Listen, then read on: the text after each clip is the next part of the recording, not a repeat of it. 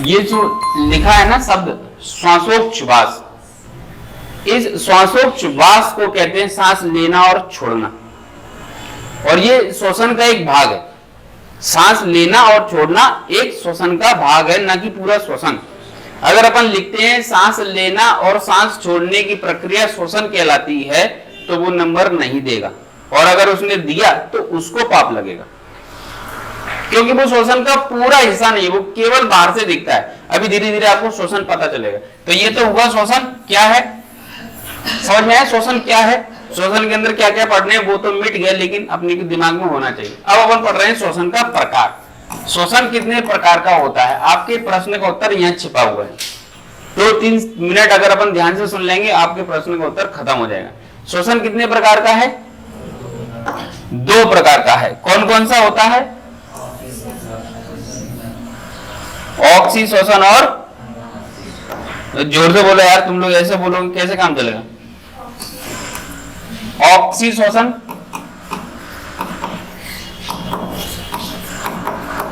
और दूसरा अनॉक्सी श्वसन।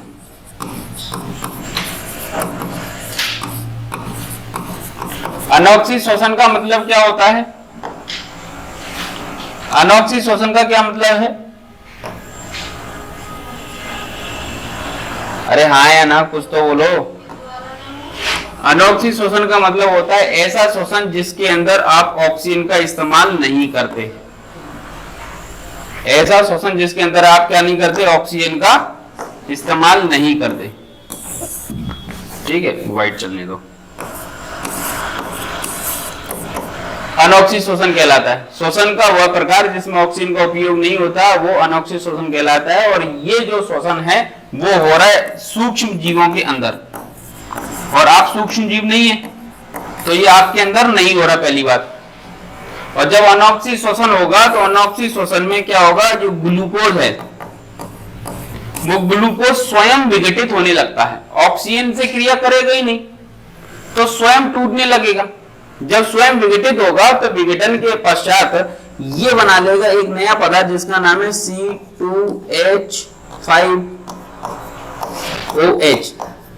इसको अपन कहते हैं एथिल एल्कोहल, और साथ ही साथ बनाएगा आपके शरीर के अंदर ऊर्जा। तो शरीर के अंदर ऊर्जा का निर्माण इस तरीके से जिसमें हो रहा है वो है अनॉक्सी श्वसन। हमारे अंदर नहीं होता, हमारे अंदर क्या होता है, ऑक्सी श्वसन। अगर मानव के बारे में पूछा जाए, मानव क्या है, ऑक्सी श्वसन करने वाला प्राणी, और जिनमें ऑक्सी श्वसन नहीं होता वो होंगे अनॉक्सी श्वसन। और अनॉक्सी श्वसन जो होता है उसके अंदर ग्लूकोज स्वयं विघटित होकर C2H5OH यानी कि एथिल अल्कोहल का निर्माण करता है और ऊर्जा बनती है, जिससे ऊर्जा बनती है। ठीक है, और ये जो क्रिया है जो ऑक्सीजन की अनुपस्थिति में हो रही है, इसी क्रिया को अपन नाम देते हैं किण्वन। क्या कहते हैं, किण्वन। किण्वन जो प्रक्रिया है वो एक ऐसी प्रक्रिया है जिसमें ऑक्सीजन की अनुपस्थिति में वस्तु पदार्थ जो है वो सड़ने लगता है, और किसी भी पदार्थ की ऑक्सीजन की अनुपस्थिति में सड़ने से जो प्रक्रिया बनती है उसको अपन किण्वन कहते हैं, फर्मेंटेशन। मेंस में पूछा गया था फर्मेंटेशन क्या है। फर्मेंटेशन एक ऐसी रासायनिक अभिक्रिया है जिसमें ऑक्सीजन की अनुपस्थिति में वस्तुएं सड़ने लगती हैं। ठीक है, जीवों में इसके माध्यम से ऊर्जा का निर्माण होता है जिसे अनॉक्सी श्वसन कहते हैं।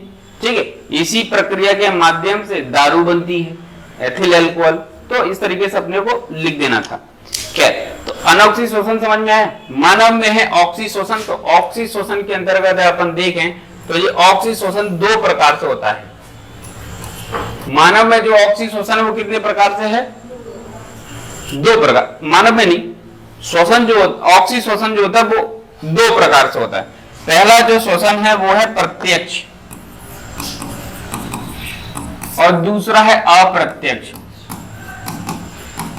मानव में जो हो रहा है वो अप्रत्यक्ष हो रहा है, और कुछ जीव है उनमें हो रहा है प्रत्यक्ष।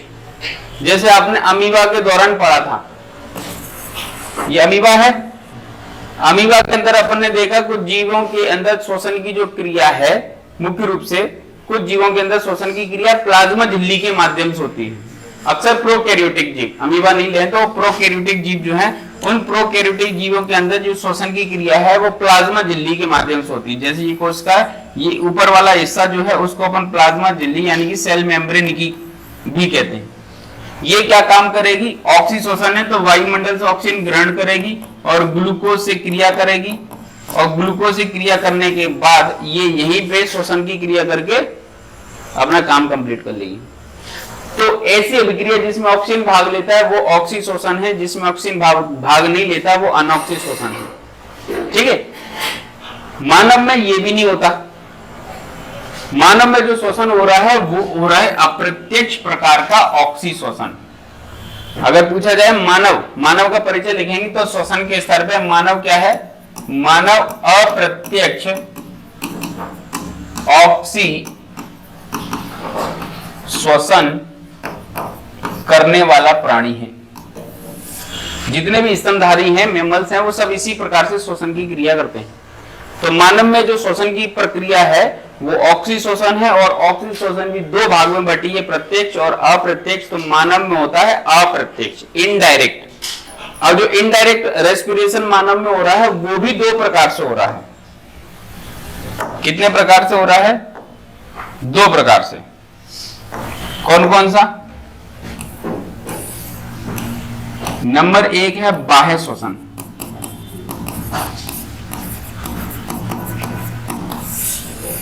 और नंबर दो है अंतः श्वसन। तो मानव में मुख्य रूप से जो श्वसन है, आप बीच वाला स्किप कर सकते हो, प्रत्यक्ष अप्रत्यक्ष वाला है ना, ये हटा सकते हो। अगर अपने को चीजें लेंदी लग रही हैं, टफ लग रही, तो ये वाला हटा देना। कि मानव में जो श्वसन है वो ऑक्सी श्वसन होता है, जो दो प्रकार से होता है, बाह्य श्वसन और अंतः श्वसन। प्रत्यक्ष अप्रत्यक्ष हटा ही देना, कोशिश करना कि ना हटाओ, लेकिन लगे तो हटा देना, इंपॉर्टेंट भी नहीं है। अब जो बाह्य श्वसन है वो आगे चल के तीन पार्ट में डिवाइड होता है। बाह्य श्वसन जो होता है ना, बाह्य श्वसन के अंतर्गत आप तीन प्रकार की क्रियाएं करते हैं। पहला करते हैं आप श्वासोच्छ्वास,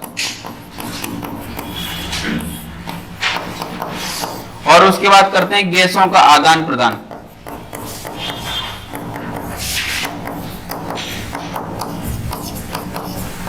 और तीसरे नंबर पर करते हैं गैसों का परिवहन।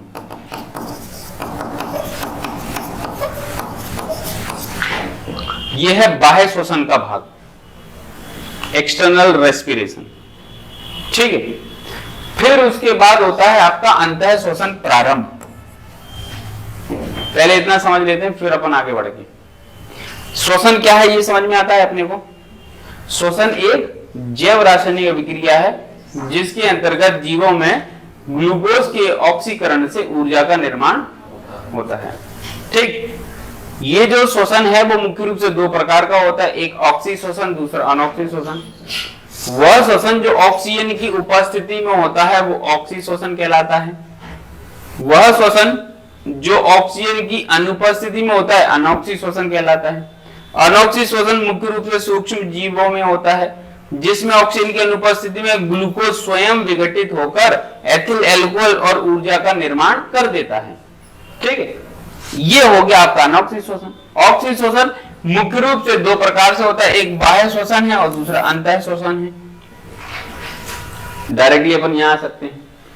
तो मानव के, लेकिन उदाहरण के लिए पहले मानव लिखना। मानव में ऑक्सी श्वसन होता है जो दो प्रकार से होता है, एक बाह्य और दूसरा अंतः। ये मानव में नहीं होता है ना, लेकिन ऑक्सी श्वसन दो प्रकार से होता है। हाँ, अगर अपन यहां लिखेंगे दोनों में अंतर, तो ऑक्सी श्वसन के प्रकार नहीं होते, ये दो प्रकार का होता है। फिर अंतर लिखेंगे, ये मानव में नहीं होता, ये मानव में होता है। ये सूक्ष्म जीवों में होता है, ये जटिल जीवों में होता है। इसमें ऑक्सीजन को उपभोग नहीं होता, ग्लूकोज स्वयं विघटित होकर एथिल अल्कोहल बना रहे हैं, यहाँ एथिल अल्कोहल नहीं बन रहा। यहाँ पे 36 एटीपी का निर्माण हो रहा है, यहाँ 38 एटीपी का निर्माण हो रहा है। यहाँ ऊर्जा की मात्रा कम बनती है, यहाँ ऊर्जा की मात्रा ज्यादा बनती है। तो दोनों में ऐसा करके अंतर हो जाएंगे। ठीक है, तो ऑक्सी श्वसन दो प्रकार का, प्रत्यक्ष अप्रत्यक्ष। मानव में अप्रत्यक्ष जो भी दो प्रकार से है, एक बाह्य दूसरा अंतः है। ठीक है, अब बाह्य श्वसन क्या होता है अपन इसको देखते हैं। बाह्य श्वसन,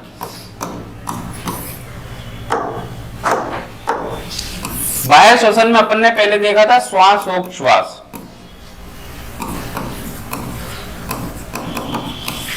इस श्वासोच्छ्वास को ही कहते हैं आप सांस लेना और सांस छोड़ना। ये पूरा श्वसन नहीं है, केवल श्वसन का एक भाग है। श्वसन क्या है? जैव रासायनिक अभिक्रिया जिसमें ऊर्जा बनती है। इस ऊर्जा बनने के पहले चरण का जो मुख्य भाग है वो है श्वासोच्छ्वास, इंग्लिश में इसको कहते हैं ब्रीदिंग। ठीक है, आपने सबसे पहले क्या की? सांस ग्रहण की। सांस जब ग्रहण की तो आपने क्या किया? वायु ग्रहण की। आपकी नाक में ऐसा कोई मशीन फिट नहीं है जिसके माध्यम से आप सांस लेते समय केवल ऑक्सीजन ग्रहण कर रहे हैं। आप जब सांस लेंगे इस पूरे वायुमंडल में जितनी भी गैसें हैं सांस के रूप में आपके फेफड़ों में सब चली जाएंगी। ठीक है, फिर जब आप सांस ले लेंगे तो सांस लेने के बाद क्या होगा? वहां पे दूसरे स्तर पे गैसों का आदान प्रदान होगा। आदान प्रदान क्यों होगा? जैसे कि आपके फेफड़े हैं, फेफड़ों में वायु भरी है, तो जो वायु है वो कहां है? आपके फेफड़ों में। फेफड़ों में वायु भरी है, इस वायु के अंदर तमाम चीजें हैं। कार्बन डाइऑक्साइड भी है, इसके अंदर ऑक्सीजन भी है, इसके अंदर नाइट्रोजन भी है, इसके अंदर हाइड्रोजन भी है, इसके अंदर तमाम गैस हैं। लेकिन फेफड़ा क्या करता है? फेफड़ों के अंदर मौजूद है आपका ब्लड, ब्लड के अंदर मौजूद है आपका हीमोग्लोबिन, हीमोग्लोबिन के अंदर मौजूद है आपका आयरन। आयरन क्या करता है? इसके अंदर उपस्थित ऑक्सीजन को खींच लेता है। आदान प्रदान हुआ ना। और फेफड़े के अंदर एक छोटी छोटी गुच्छे की समान संरचना होती है जिसे एल्वियोलाई कहते हैं। ये एल्वियोलाई इस कार्बन डाइऑक्साइड को खींच लेती, दोनों एक दूसरे का आदान प्रदान हो। फेफड़ों के अंदर जो वायु है, इस वायु के अंदर जितना भी ऑक्सीजन होगा उस ऑक्सीजन को ये खींच लेगा आपका ब्लड। तो ये ऑक्सीजन है वो कहां पहुंच गया? ब्लड में, यानी कि हीमोग्लोबिन में। हीमोग्लोबिन में पहुंचा है तो हीमोग्लोबिन से ये क्या करेगा? क्रिया करेगा। ठीक है, Hb+O2 HbO2 कंपाउंड बनाएगा, यानी कि ऑक्सी हीमोग्लोबिन कंपाउंड बना लेगा। इसको कहते हैं शुद्ध रक्त। तो ये आपकी नसों में घूमेगा और इसके अंदर ब्लड के अंदर मौजूद जो कार्बन डाइऑक्साइड था उस कार्बन डाइऑक्साइड को इस फेफड़े से इसने, फेफड़े में से इसने खींच लिया, वायु में से, ब्लड में से भी खींच लिया। तो ऐसी स्थिति में ब्लड में जो कार्बन डाइऑक्साइड था पहले से घुला हुआ, इस ब्लड में घुले हुए CO2 को आपके फेफड़ों ने खींच लिया। तो फेफड़ों के पास कार्बन डाइऑक्साइड की मात्रा बढ़ गई, ब्लड के अंदर ऑक्सीजन की।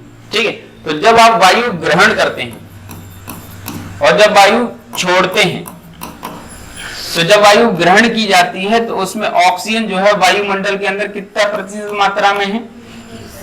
तो आप 21% ऑक्सीजन को ग्रहण करते हैं पूरा। जब आप सांस छोड़ते हैं, श्वासोच्छ्वास की क्रिया भी दो चरण में होती है, एक निहित श्वसन, दूसरा उच्छ्वास।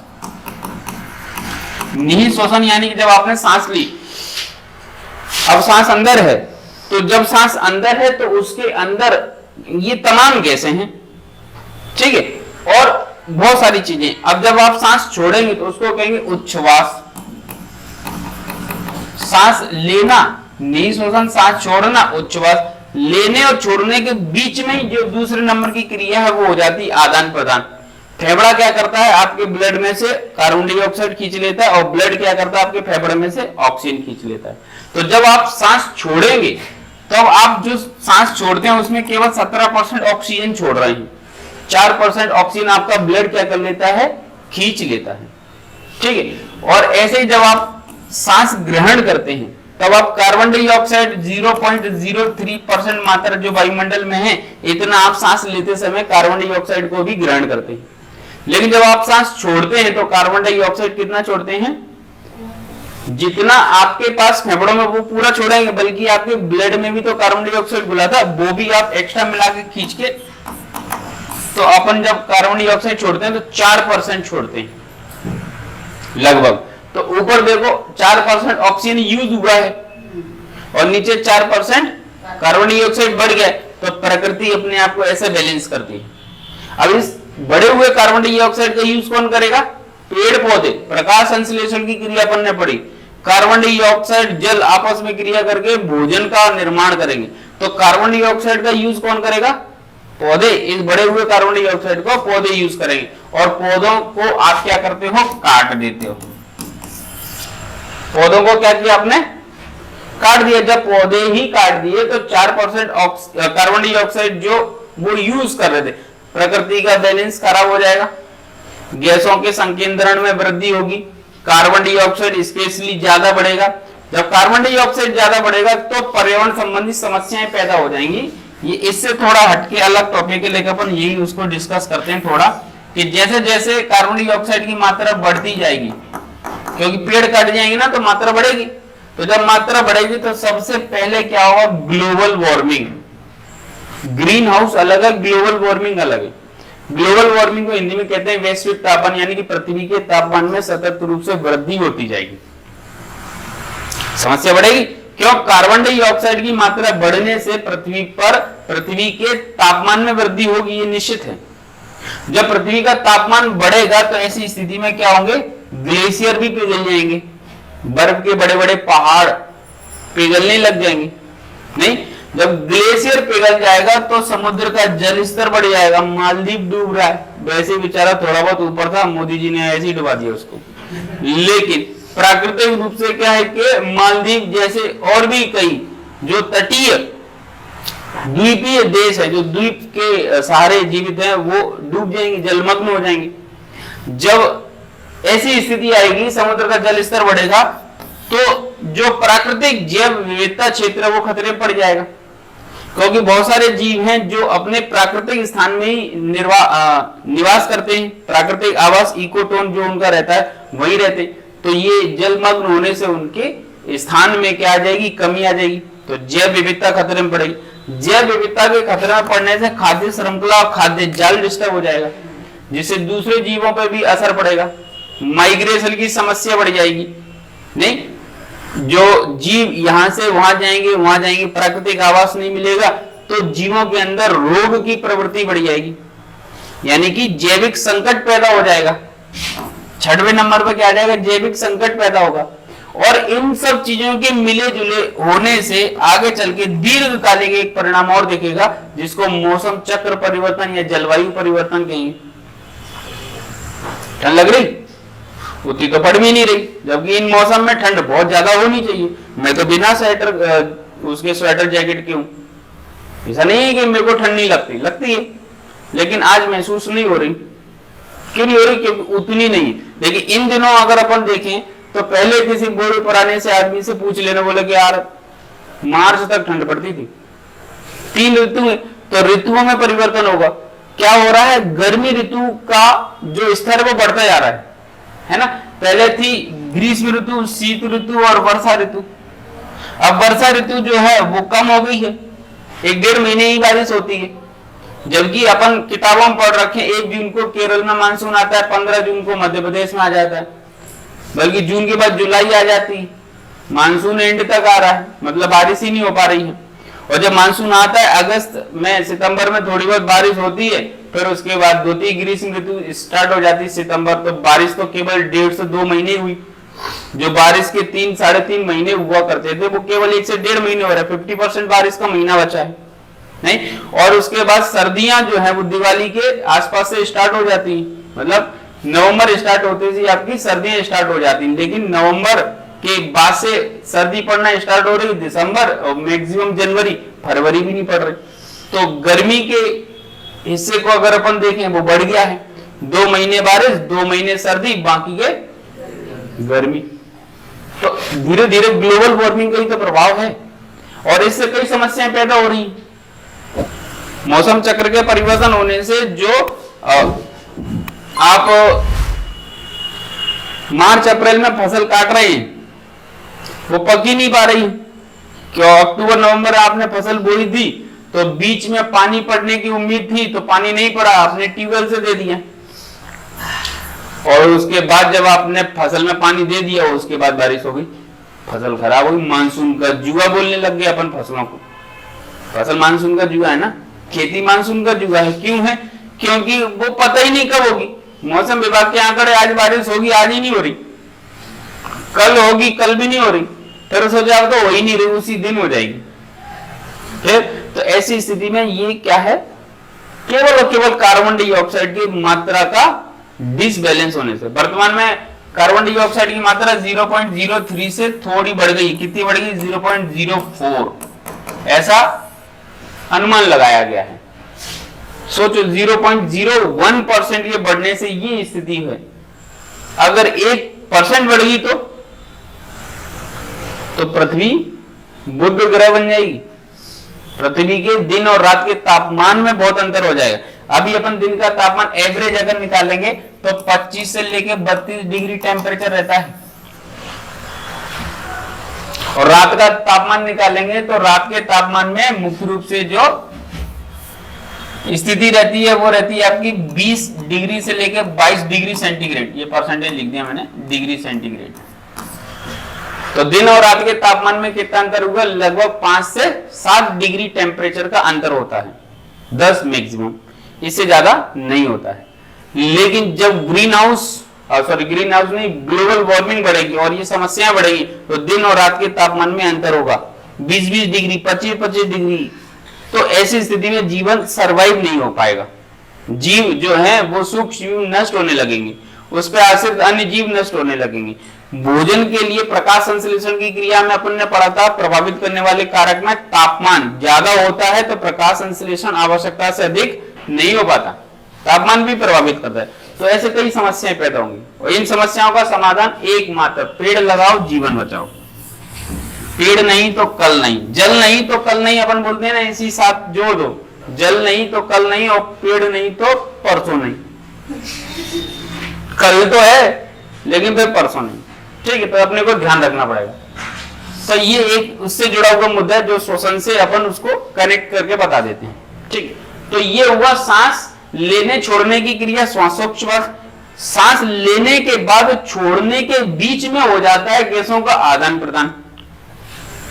गैसों के आदान प्रदान के बाद आप जब सांस छोड़ेंगे तो कार्बन डाइऑक्साइड सहित जितनी भी गैसें आपके फेफड़ों में सब बाहर चली जाएंगी और ऑक्सीजन अंदर जा ही चुकी है। तो तीसरे नंबर की क्रिया जो स्टार्ट हो जाएगी, ये पहली थी, ये दूसरी थी, और तीसरी जो होगी वो है गैसों का परिवहन।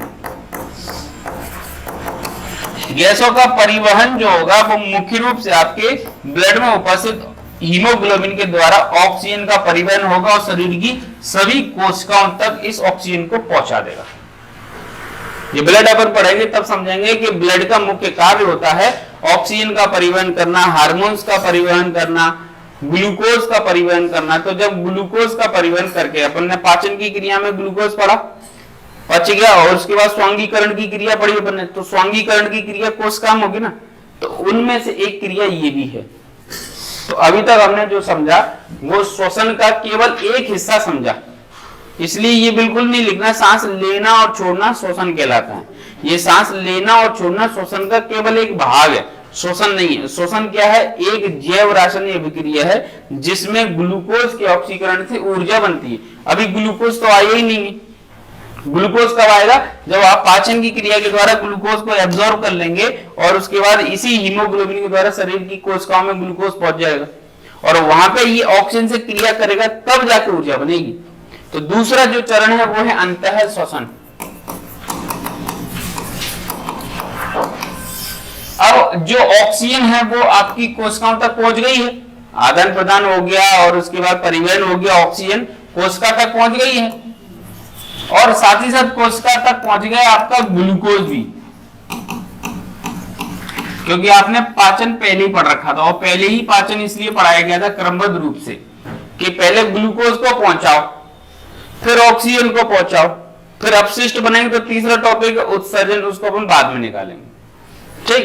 तो श्वसन के अंतर्गत अब जो क्रिया होगी अंतः श्वसन। अंतः श्वसन की जो क्रिया है वो भी 3 चरण में होती है।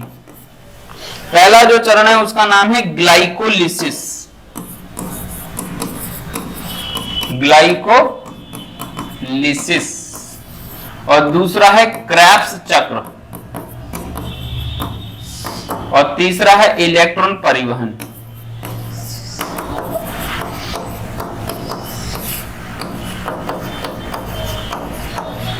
तो यहां पे होता है श्वसन पूरा।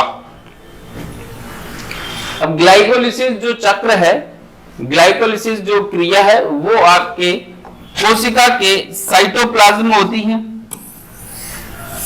वो कहां हो रही है? साइटोप्लाज्म में। ये जो क्रिया है वो होती है आपके कोशिका द्रव्य में।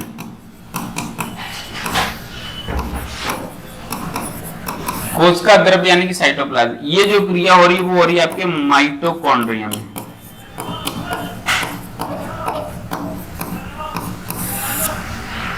ठीक है, इसलिए माइटोकॉन्ड्रिया कोशिका का पावर हाउस भी कहते हैं, क्योंकि ऊर्जा यही बन रही है सबसे ज्यादा। ठीक है, तो सबसे पहले क्या होगा, जैसे ये कोशिका है, इस कोशिका के बाहर ग्लूकोज खड़ा है और ऑक्सीजन भी खड़ा है। इसने बोला अंदर आ जाएं, तो आने की अनुमति कौन देगा? कोशिका के अंदर पदार्थों के आने जाने की अनुमति कौन प्रदान करता है? Cell membrane. सेल, तो सेल मेम्ब्रेन बोलेगी कि ऑक्सीजन भाई तुम अभी यहीं रहो, पहले अपन ग्लूकोज को बुलाते हैं, जैसे इसका काम कंप्लीट हो जाएगा तुम भी आ जाना। तो ऑक्सीजन बाहर खड़ा हुआ है, बैठा हुआ है, जैसी भी स्थिति है, बेचारा वेट कर रहा है कि ठीक है पहले ग्लूकोज को बुला लो। तो ग्लूकोज अंदर पहुंचेगा और ग्लाइकोलिसिस की क्रिया प्रारंभ हो जाएगी। ग्लाइकोलिसिस की प्रक्रिया जो है वो आपके साइटोप्लाज्म में चलेगी, कोशिका द्रव्य में चलेगी, एक ही शब्द है। ठीक है, उसी के अंदर चलेगी। ये है आपका कोशिका द्रव्य, इसके अंदर ये ग्लूकोज घुसेगा। जैसे इसके अंदर ग्लूकोज घुसेगा तो वहां पर क्या होगा,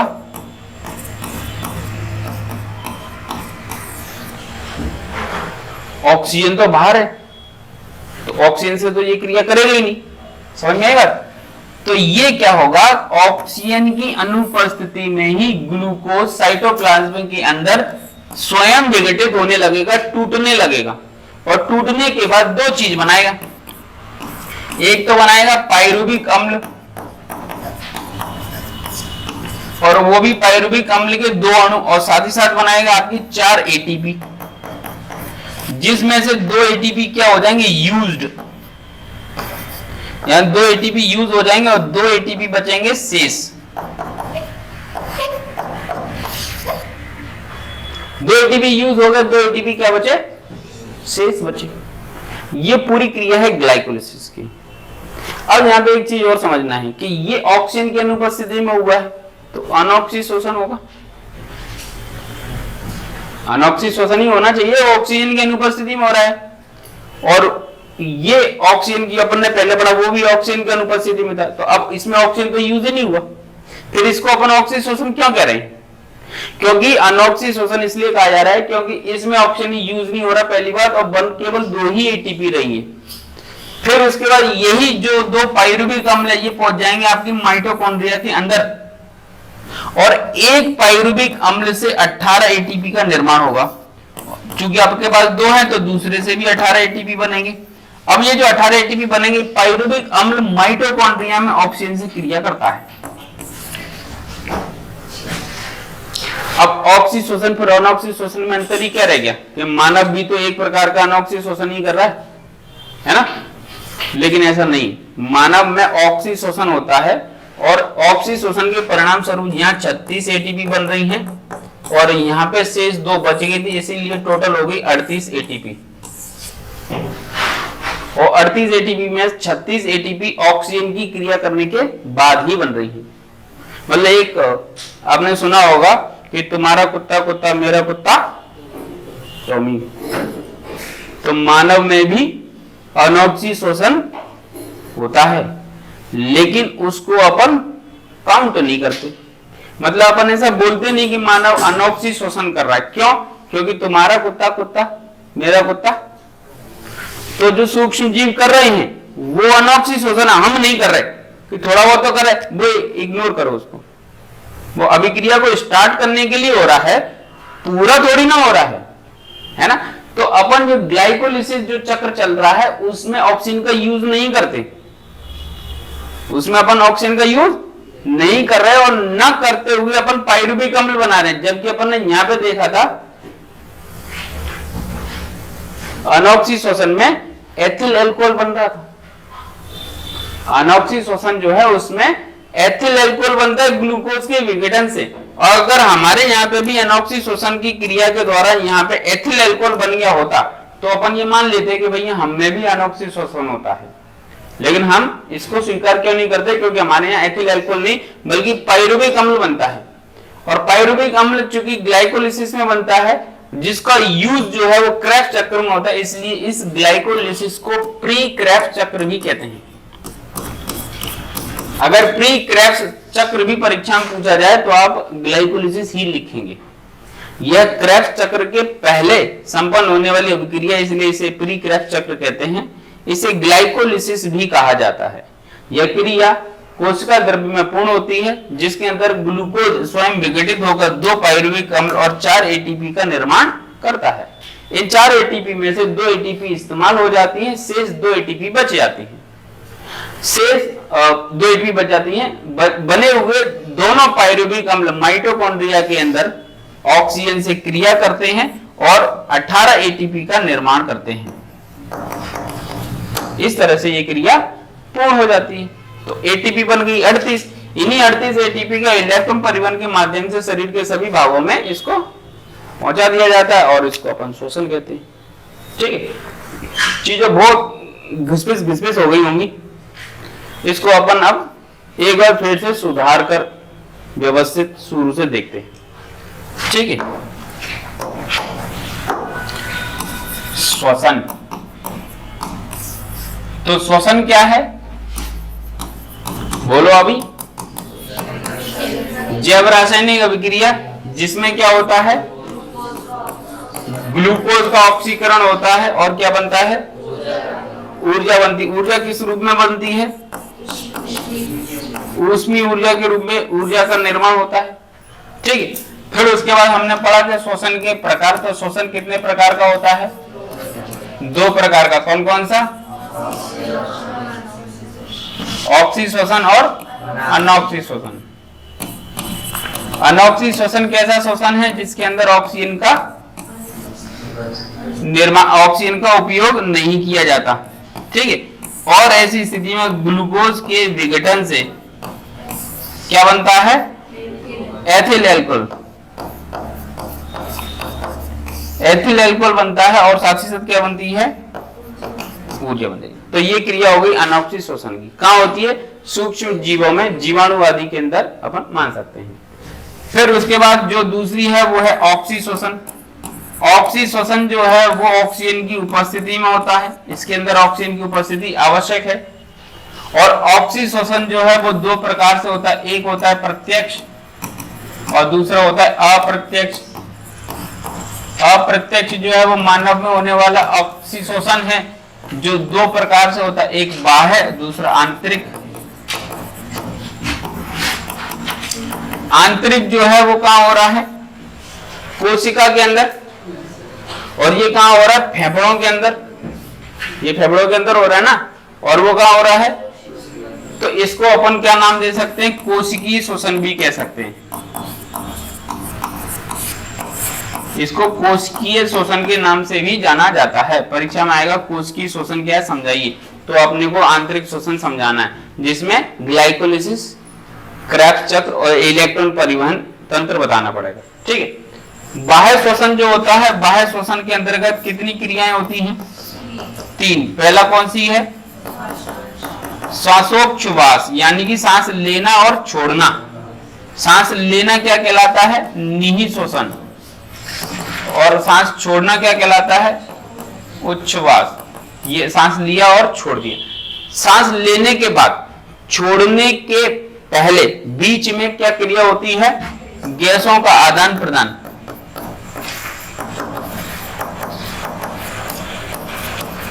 आदान प्रदान होने के बाद क्या होगा? ऑक्सीजन आपके ब्लड में आ जाएगा, कार्बन डाइऑक्साइड बाहर निकल जाएगा।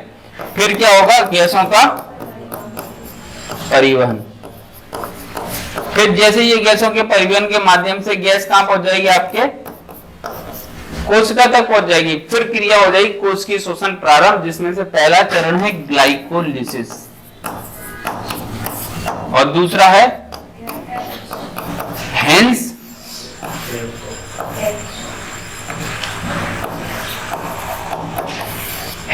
क्रेब्स वैज्ञानिक का नाम है, उसने इस चक्र की खोज की थी, इसलिए ये क्रेब्स चक्र है। फिर उसके बाद इलेक्ट्रॉन परिवहन।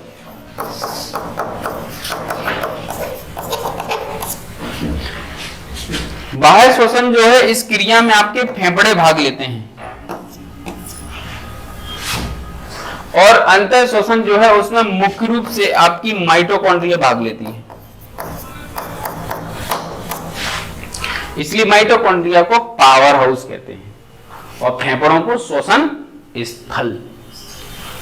कोशिका का श्वसन स्थल माइटोकॉन्ड्रिया है, बाकी बॉडी का श्वसन तंत्र का मुख्य अंग फेफड़ा है। फेफड़े दिखते कैसे हैं? फेफड़े दिखते हैं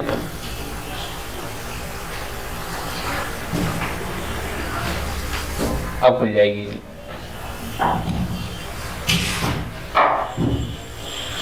मानव श्वसन तंत्र, समय तो नहीं हो गया, थोड़ा बचा है। ये हैं आपके श्वसन अंग जो श्वसन की क्रिया में भाग लेते हैं। नाक के थ्रू आपने सांस ग्रहण करी, नासिका मतलब नाक, नासा मार्ग यानी कि ये नासिका होगी, ये नासा मार्ग हो गया, यहां से होते हुए पीछे मुड़ी हुई संरचना से सीधा होते हुए फेफड़ों में पहुंचा, तो ये पूरा नासा मार्ग है ये, ठीक है। फिर उसके बाद ग्रसनी, ये यहाँ पे मुड़ी हुई संरचना ग्रसनी अपन ने देखी। फिर उसके बाद वाक यंत्र यानी कि कंठ जो अपन ने बताया था जिससे ध्वनि उत्पन्न होगी, और उसके नीचे पूरी लंबी नली ट्रैकिया, ये लाल रंग की ट्रैकिया यानी कि श्वास नली, और फिर नीचे ये पीले पिंक कलर के आपके फेफड़े। फेफड़ों के अंदर ऐसे गुच्छे जैसी जो संरचना दिखाई दे रही ये होती है एल्वियोलाई, जो आपके फेफड़ों में से ऑक्सीजन को ग्रहण कर लेती है, सॉरी कार्बन डाइऑक्साइड को। ये दिखाई दे रहा है आपका फेफड़ा और व्यवस्थित। इसमें से श्वास नली, ये ट्रैकिया के ऊपर ये छल्ले पाए जाते हैं, ये कार्टिलेजियस के बने होते हैं, हड्डी के नहीं बने होते। कार्टिलेजियस बोन जैसा स्ट्रक्चर है बट बोन नहीं है, हड्डी नहीं है वो, हिंदी में उसको उपास्थि कहते हैं। फिर नीचे फेफड़ों में ये जाल जो है वो एल्वियोलाई जो गैस का आदान प्रदान कर देती है, और उसके बाद खत्म। अब ये अंग जो है इनको अपन कल समझेंगे, और एक बार इस पूरी क्रिया को फिर से देखेंगे। तो एक एक करके अपन अभी ग्लाइकोलिसिस, क्रेब्स चक्र एक बार फिर से देखेंगे, और अंगों के माध्यम से गैस कैसे आ रही है, आदान प्रदान कैसे हो रहा है, इस पूरी प्रोसेस को कल फिर देखेंगे, तो लगभग चीजें समझ में आ जाएंगी। पादप में भी क्रिया होती है, श्वसन की क्रिया। हाँ, प्रकाश संश्लेषण अलग है, श्वसन अलग है। प्रकाश संश्लेषण की क्रिया में कार्बन डाइऑक्साइड का यूज करते हैं, श्वसन में नहीं करते, ऑक्सीजन का उपयोग करेंगे ऊर्जा बनाने के लिए, ठीक है। तो वो एक अलग क्रिया है, ये एक अलग क्रिया है। प्रश्न जो पूछा जाएगा मानव के संबंध पूछा जाए, क्योंकि पहले जरूर सिलेबस में लिखा था, लेकिन अब सिलेबस में लिखा है मानव अंग संरचना कार्यप्रणाली, तो मानव का ही श्वसन पढ़ना है, ठीक है।